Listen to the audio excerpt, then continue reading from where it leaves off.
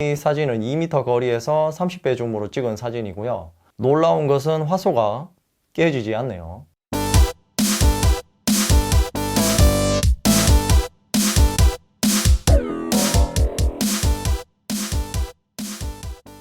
안녕하세요, 랩터입니다. 오늘은 갤럭시 S20과 아이폰 11 프로의 카메라를 자세하게 비교해 보겠습니다. 이번에는 아이폰 11 프로라서 제대로 된 이 비교를 할 수 있을 것 같습니다. 특히 S20의 6400만 화소가 굉장히 기대가 되는데요. 어떤 결과물이 나올지 한번 확인해 보시죠. 출격!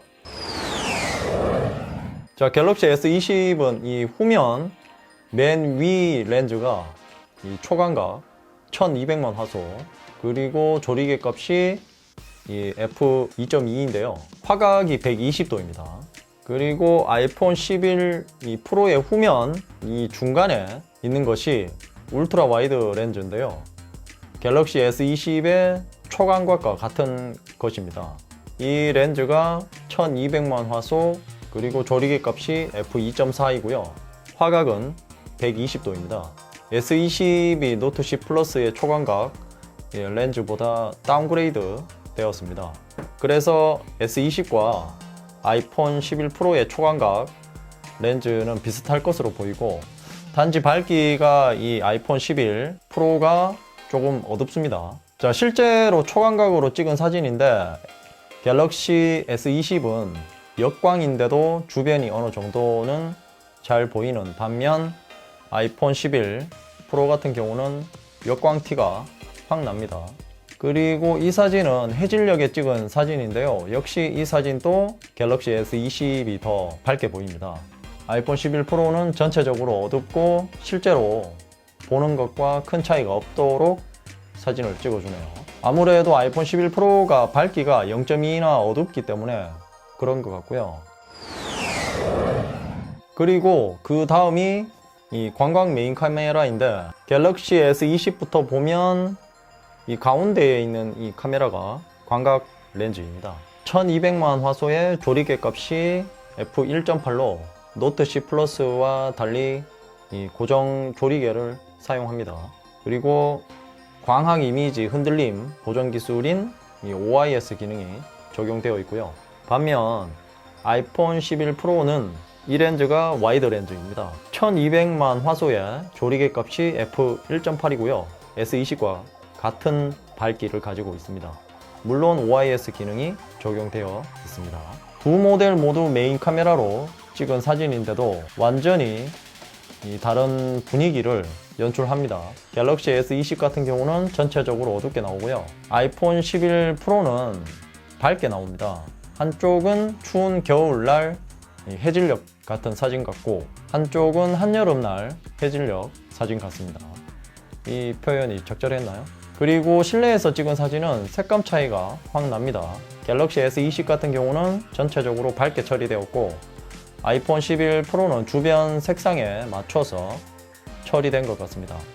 그리고 음식 사진을 찍어보면 갤럭시 S20은 실제 음식의 색감을 잘 살려내는 반면 아이폰 11 프로는 간장을 뿌린 듯한 색상이 나타나네요. 이 부분은 갤럭시 S20이 더 표현을 잘 하는 것 같습니다. 하지만 음식 모드로 찍은 사진은 노트 C 플러스처럼 비슷하게 약간 어색한 느낌이 들어서 음식 사진을 찍을 때는 그냥 사진 모드로 찍는 것을 추천드리고요. 그리고 두 모델 모두 야간 모드가 따로 있고요, 갤럭시 S20 같은 경우는 모드 자체가 따로 야간이라고 있어서 밝은 곳이든 어두운 곳이든 야간 모드를 선택할 수 있는데요, 아이폰 11 프로 같은 경우는 어두운 곳에서만 좌측 상단에 야간 모드 표시가 나타나고 노출 시간도 함께 나타냅니다. 아이폰 11과 같은 것인데요, 야간 모드를 누르면 이렇게 적용 시간을 조절할 수 있습니다. 그리고 밑으로 완전히 내리면 야간 모드 오프가 되고요. 둘 다 그냥 사진 모드로 찍었는데 갤럭시 S20은 살짝 보정한 느낌이 나지만 아이폰 11 같은 경우는 보이는 대로 어둡게 나옵니다. 두 번째로 두 모델 모두 야간 모드를 적용한 사진인데요. 갤럭시 S20 같은 경우는 보정을 너무 많이 해버립니다. 약간 어색하기까지 하고요. 아이폰 11 같은 경우는 딱 적당하게 보이고요. 마치 갤럭시 S20의 야간 모드를 적용하지 않은 사진과 비슷합니다.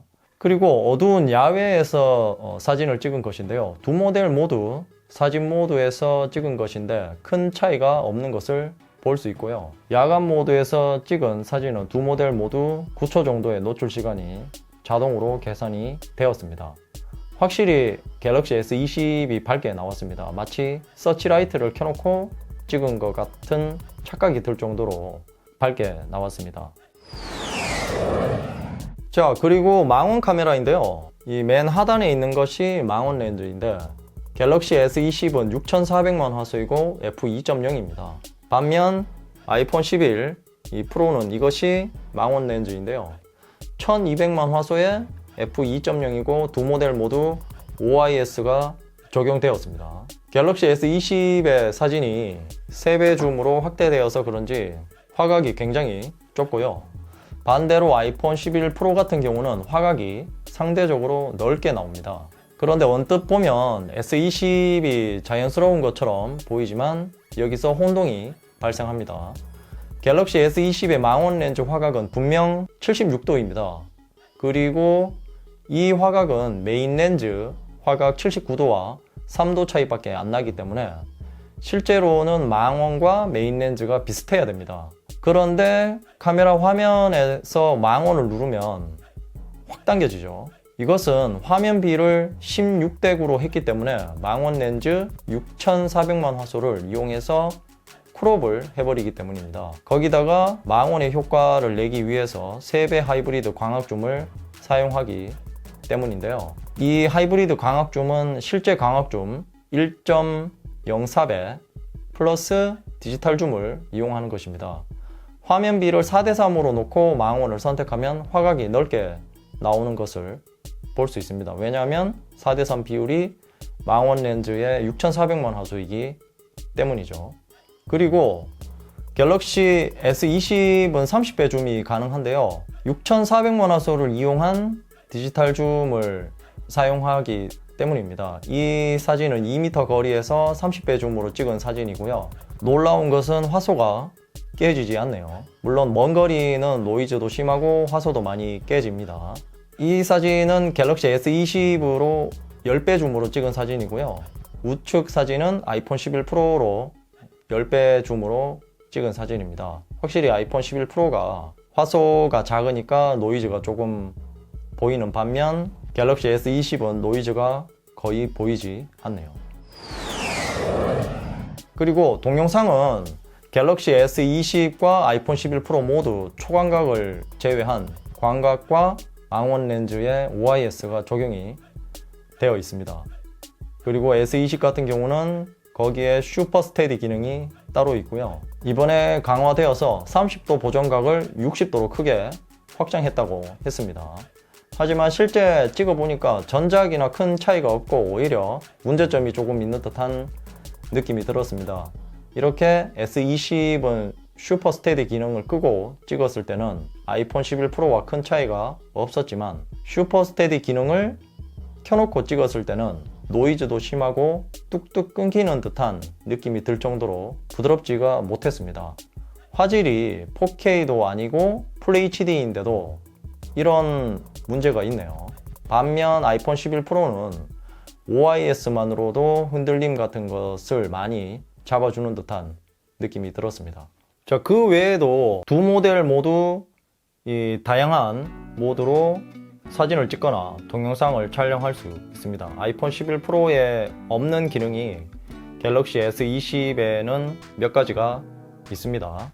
자, 라이브 포커스 동영상, 음식 모드, 프로, 슈퍼 슬로우 모션, 프로 동영상까지 있는데 그리고 싱글 테이크 기능이죠. 이번에 새롭게 추가된 기능인데 이것은 그냥 영상을 찍고 여기서 여러가지 모드를 자동으로 만들어서 AI가 추천을 해줍니다.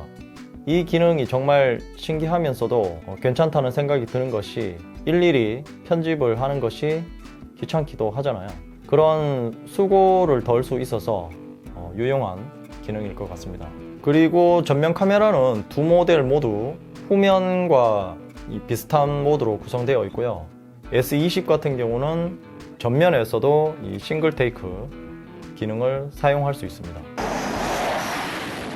자, 그럼 이제 정리를 해보겠습니다. 결론부터 말씀드리면 갤럭시 S20을 카메라만 보고 구매하시면 후회할 수 있습니다. 생각보다 6,400만 화소가 기대 이하였고요.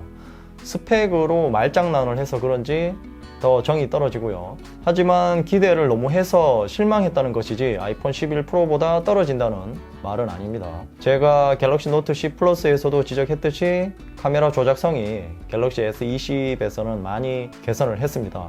아이폰 11 프로처럼 사진 모드에서 영상을 찍을 수 있게 편의성이 좋아졌고요. 무엇보다 싱글 테이크 기능을 정말 추천드리고 싶은 기능입니다. 다만 한 가지 아쉬운 것은 TOF 센서가 빠져서 그 점이 조금 아쉬운데, 하지만 라이브 포커스나 라이브 포커스 동영상은 모두 사용할 수 있으니까요. 그 점은 염려 안 하셔도 될 것 같습니다. 이상으로 갤럭시 S20과 아이폰 11 프로의 카메라에 대해서 자세하게 비교해 보았습니다. 궁금한 점이 있다면 댓글로 남겨주시고요. 이 영상이 도움이 되었다면 좋아요, 구독하기, 그리고 알림 설정도 잊지 마세요.